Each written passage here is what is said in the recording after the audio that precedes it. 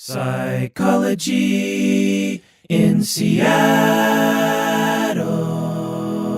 So, Bob, I recently did a deep dive on Schema Therapy. Have you heard of Schema Therapy before? No. It's a form of therapy that isn't widely used and obviously not super popular since you've never even heard of it before. Yeah. It's not one of the major theories, but I find it to be actually extremely useful. Mm-hmm. And I'm starting to modify the theory to my own way of thinking to make it make more sense to me, which I think would be fine to the authors of the original theory. You know, I'm sure they wanted people to expand on it and make it particular to them. And as I'm doing that, I find that I'm trying to find real life examples to apply to the theory, to test it, to expand on it, to give it more life. Yeah. And in the 4 or 5 hour deep dive that I did on Schema Therapy, which is available to patrons only, and if people want to listen to it, I published it a couple weeks ago. And yet you got to become a patron to listen to it. As I was making the episode, I started to modify it even during those 5 hours. Mm-hmm. I started thinking, I think I want to change that. I think I want to change that. And so I thought, as a way of furthering my understanding of it, which I think I'm going to actually start using not only with my clients, with myself, with my students, I think it actually is a pretty useful model for therapists to understand their vulnerabilities and their countertransference. Oh, nice. Yeah.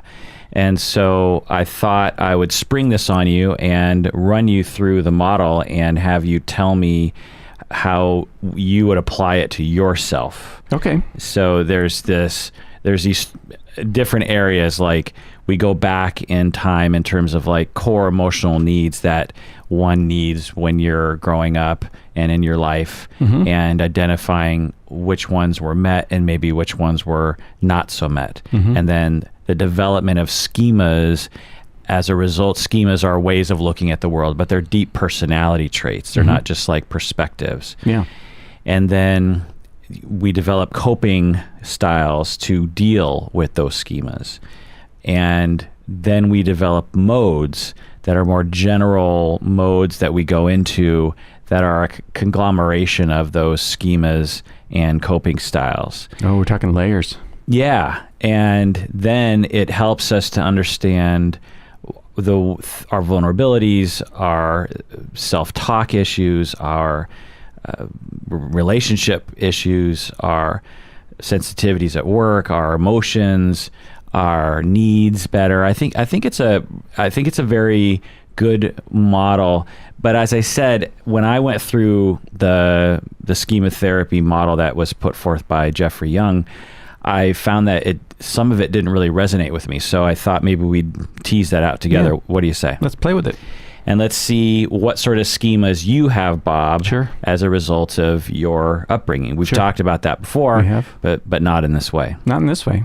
So I'm going to run you through the 18 different schemas that Young put forth and see which schemas, if at all, you might have developed early in life. So are you saying that a person might have some of these, probably not all of them? Is that the idea? Got it. Okay, yeah, I'm in. Right. So there's 18 different schemas that Young put forth. I'm thinking about altering them or adding to them a little bit. And they describe them. There's even a measure that I've altered somewhat to make it more easily readable in terms of like, do you agree or disagree with this statement, to test out which schemas you might even have. Oh, how interesting. Yeah. So let's do it and let's see what happens. What do you say? Sure. This is the Psychology in Seattle podcast. I'm your host, Dr. Kirk Honda. I'm a therapist and a professor. Who are you, Bob? I am someone who hasn't said no. I'm Bob Gettle. I'm a therapist here in practice in Seattle, and your friend from graduate school way back when. Yeah, so I sprung this on Bob. He sat down, he came over, and I was like, okay, well, let's just, because I guess there's a possibility Bob would have said, nah, I don't want to do it. Sure. Then I guess I would have turned off the recorder and strangled him until he agreed to it. No, just joking. Yeah. I would have, I guess, chose a different topic. So thank God Bob is agreeing to this. I'm actually also going to do this with Umberto as well. And to, again, further my understanding of this and give it more. So I'm actually going to look for your responses, and I might even be typing it into my notes to give it more life. Sure. More like examples. Oh, real life You examples. want it to be robust. Yeah. Yeah. So this episode is just for patrons of the podcast. So if you want to listen to this episode in its entirety, you have to become a patron of the podcast by going to patreon.com.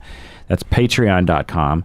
This episode should be about an hour and a half, maybe 2 hours, and we're going to dive into Bob's schema. So go to patreon.com, become a patron, do it now, and do it fast, because I don't know what else to say.